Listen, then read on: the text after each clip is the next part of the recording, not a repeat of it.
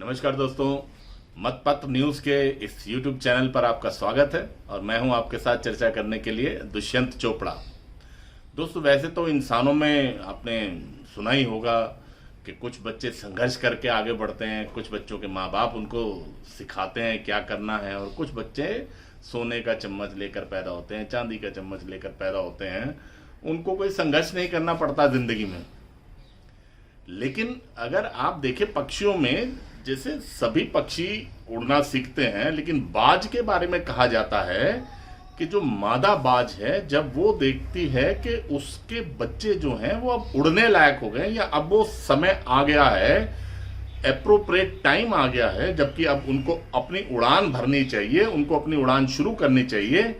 तो मादा बाज जो है वो अपने बच्चे को पंजे में उठाकर उड़ान भरती है और लगभग 7 से 10 मिनट की उड़ान में वो 12 किलोमीटर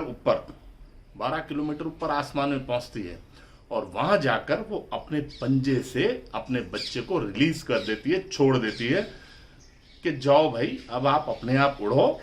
और अपने आप अपनी उड़ान भर के अपने आप को सुरक्षित करते हो नीचे जमीन पर वापस या अपने ठिकाने पर पहुंचो। तो वो जो बाज का उदाहरण दिया जाता है, वो उदाहरण अगर हम इंसानी चर्चा कर ले तो वो उन माँ बाप के लिए दिया जाता है जो कि सक्षम होते हुए भी अपने बच्चों को कुछ हार्डशिप्स या कुछ कठिन परिस्थितियां इसलिए क्रिएट करते हैं ताकि वो एक अच्छा एक नेतृत्व उनके अंदर पैदा हो पाए, और या वो एक अच्छे योद्धा बन सकें। कुछ इसी तरह से अगर आप राजनीति के ऊपर नजर डालेंगे तो अभी जो महाराष्ट्र में चुनाव चल रहा है, तो महाराष्ट्र चुनाव में आप देखिए मुंबई में कुल 36 सीटें हैं, लेकिन उन 36 की 36 विधानसभा सीटों में सबसे ज्यादा अगर चर्चा किसी सीट की है तो उस सीट का नाम है दादर माहिम शिवाजी पार्क वाली जो सीट है। वो सीट चर्चा में क्यों है? क्योंकि वहां से राज ठाकरे ने अपने पुत्र अमित ठाकरे को चुनाव मैदान में उतारा है। अब चुनाव मैदान में तो आदित्य ठाकरे भी हैं, चुनाव मैदान में तो और भी कई ऐसे राजनेता हैं जिनके पुत्र चुनाव में लड़ रहे हैं। राज ठाकरे के बेटे अमित ठाकरे की ही चर्चा, या दादर माहिम सीट जो है उसकी ही चर्चा सबसे ज्यादा इस महाराष्ट्र चुनाव में क्यों बनी हुई है, आइए हम इसके ऊपर चर्चा करते हैं। दादर माहिम की बात करें तो यहां से अमित ठाकरे जो कि पहली बार चुनावी रण क्षेत्र में उतरे हैं, उनके सामने जो दो प्रत्याशी हैं वो दोनों प्रत्याशी ही धुरंधर प्रत्याशी हैं। अगर हम एक की बात करें तो शिवसेना शिंदे, यानी शिंदे जी की जो मुख्यमंत्री जी की जो शिवसेना है, उसके सदा सणवरकर जी वहां से चुनाव लड़ रहे हैं। वो 2 बार के वहां के विधायक हैं, अभी सिटिंग विधायक भी हैं। वहीं पर अगर हम उद्धव ठाकरे की शिवसेना की बात करें तो उन्होंने भी महेश सावंत को मैदान में उतार रखा है। महेश सावंत वो प्रत्याशी हैं जिनके पीछे मजबूती से महाविकास अघाड़ी के बाकी दोनों दल यानी कि कांग्रेस और एनसीपी मजबूती से के साथ खड़े हैं, जबकि सणवरकर को कहीं ना कहीं थोड़ा सा ये झटका लग रहा है कि भाजपा शायद अमित ठाकरे को अंदर खाते कुछ ना कुछ में सपोर्ट कर रही है। लेकिन उसके बावजूद भी अमित ठाकरे के लिए ये राह बिल्कुल आसान नहीं है, क्योंकि उनके सामने जो दोनों प्रत्याशी हैं वो दोनों के दोनों ही प्रत्याशी बहुत धुरंधर प्रत्याशी हैं, बहुत एक्सपीरियंस्ड प्रत्याशी हैं। अगर हम इन्हीं परिस्थितियों को 5 साल पीछे की तरफ लेकर जाएं, मैं एक कंपैरिजन करना चाहूंगा कि जब 5 साल पहले इसी सीट के साथ लगी हुई जो वर्ली की जो सीट थी, वहां से जब उद्धव ठाकरे ने अपने बेटे आदित्य ठाकरे को चुनावी रण क्षेत्र में उतारने का निर्णय लिया, तो उन्होंने उनकी राह को किस तरह से आसान बनाया ये मुंबई की जनता भी जानती है और महाराष्ट्र की राजनीति पर नजर रखने वाले लोग भी जानते हैं। ऐसा मैं इसलिए कह रहा हूं कि 5 साल पहले जब आदित्य ठाकरे ने वो चुनाव लड़ा था, तो उस चुनाव में वहां से जो सिटिंग शिवसेना के ही एमएलए हुआ करते थे सुनील शिंदे, तो आदित्य ठाकरे के लिए सुनील शिंदे ने वो सीट छोड़ी, क्योंकि उनको शिवसेना की तरफ से ये एश्योरेंस दी गई कि आप चुनाव मत लड़िए, हम आपको एमएलसी बना देंगे। तो वो नहीं लड़े। वहीं पर एनसीपी के जो सचिन अहीर हुआ करते थे, जो एक कड़ी एक टक्कर दे सकते थे आदित्य ठाकरे को, वो सचिन आहिर उनको शिवसेना ज्वाइन करा दी जाती है, वो शिवसेना ज्वाइन कर लेते हैं। यानी कि पूरा का पूरा मैदान आदित्य ठाकरे के लिए एकदम क्लियर कर दिया उसके पिता उद्धव ठाकरे ने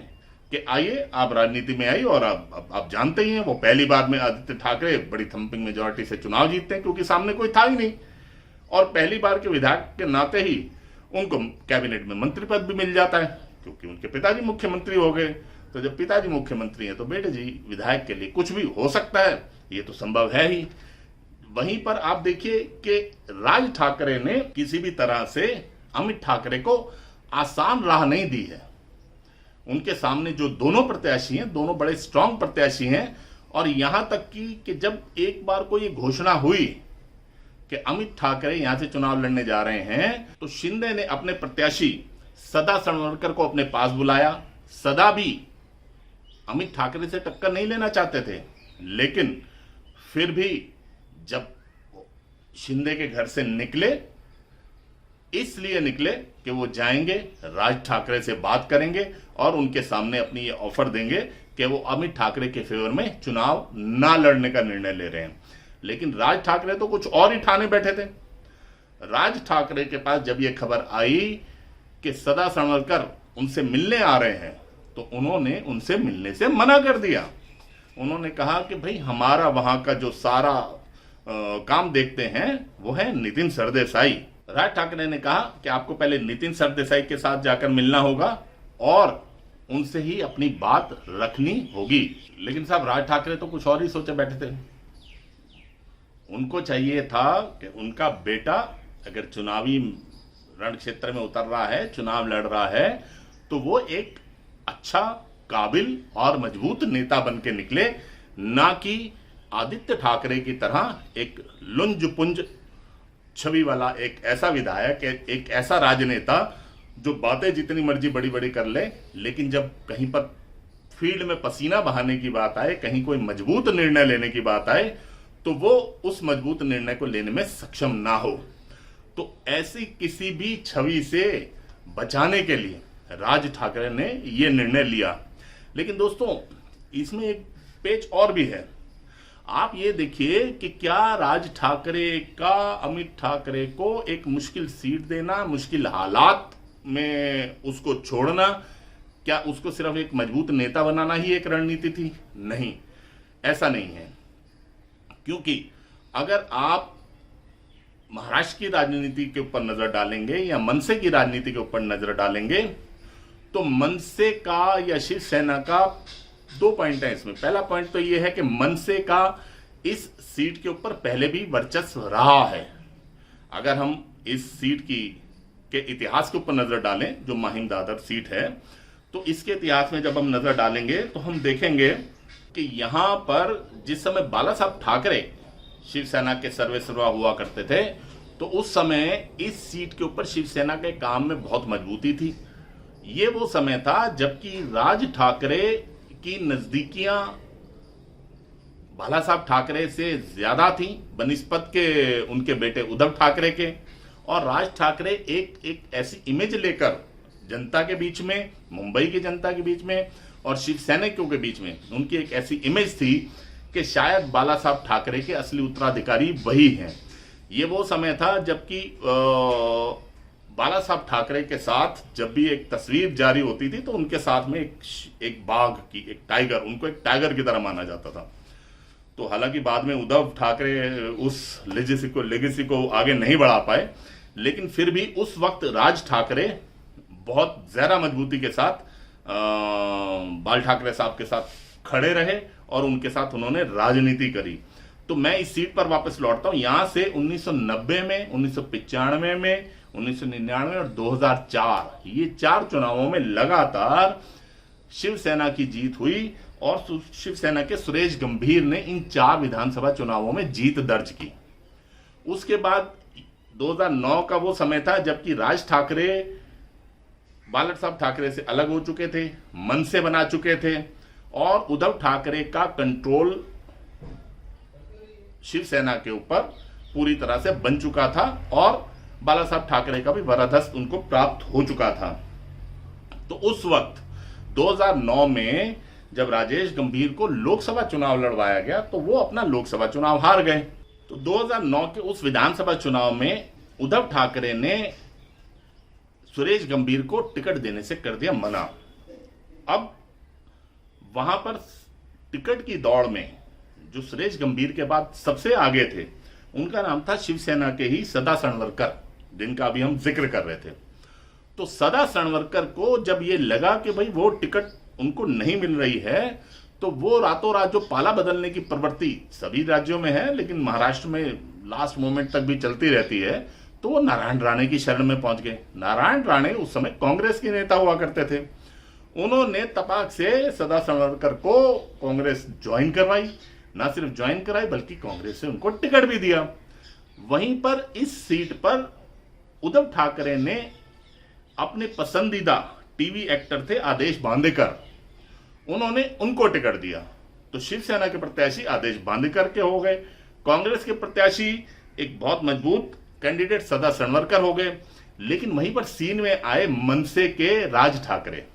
मनसे उस समय अपने उभार पर थी, अपने उफान पर थी। तो उस समय मनसे से राज ठाकरे ने वहां से चुनाव लड़वाया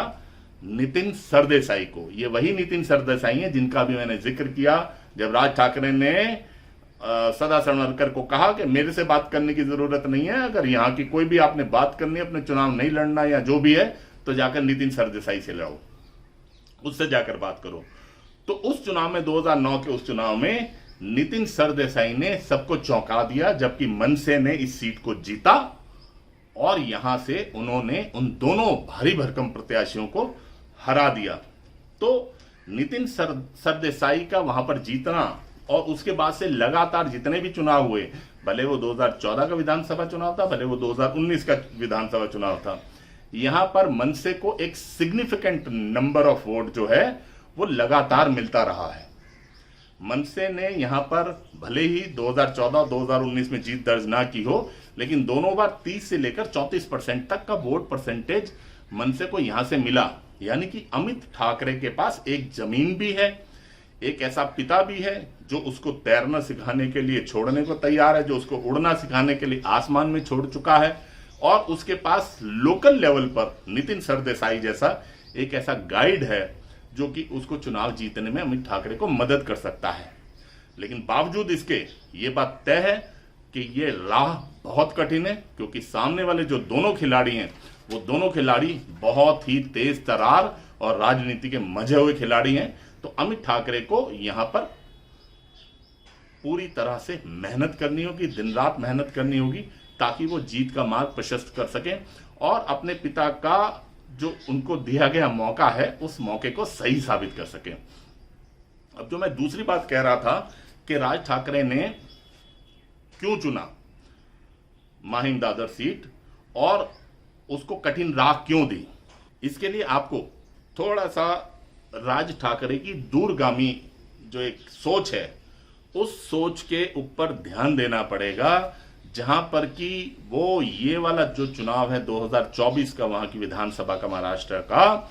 वो ये चुनाव सिर्फ अपनी उपस्थिति दर्ज करवाने के लिए लड़ रहे हैं और उनके जितने भी 2 आए, 4 आए, 5 आए, कितने भी प्रत्याशी जीते, वो एक अपनी उपस्थिति बना लेंगे। उस उपस्थिति बनाने का सबसे बड़ा कारण और माहिम दादर सीट जीतने का सबसे बड़ा फायदा मनसे को जो होगा अगर वो जीतते हैं तो महाराष्ट्र की राजनीति में महाराष्ट्र विधानसभा के साथ साथ उतनी ही ताकतवर मानी गई है बीएमसी, यानी कि मुंबई की जो म्युनिसिपल कॉरपोरेशन है, उसके चुनाव बिल्कुल सिर पर हैं। इस चुनाव के बाद उन चुनावों की रणनीति बनना शुरू हो जाएगी, उस चुनावों की सुगबू घाट भी शुरू हो जाएगी। तो मनसे का ये मानना है कि अगर ये वाली सीट मनसे जीत जाती है तो इसके साथ में लगी हुई जो 2 सीटें हैं, वर्ली हो गई या बांद्रा ईस्ट हो गई, जहां से ठाकरे परिवार के ही दूसरे लोग लड़ रहे हैं, उनका भविष्य क्या होगा, वो जीतेंगे या नहीं जीतेंगे। लेकिन बीएमसी में एक बड़ा रोल प्ले करने के लिए मनसे एक ताकतवर खिलाड़ी के रूप में उभर कर सामने आएगी, भले ही वो ये चुनाव जीते या भले ही वो ये चुनाव ना जीते।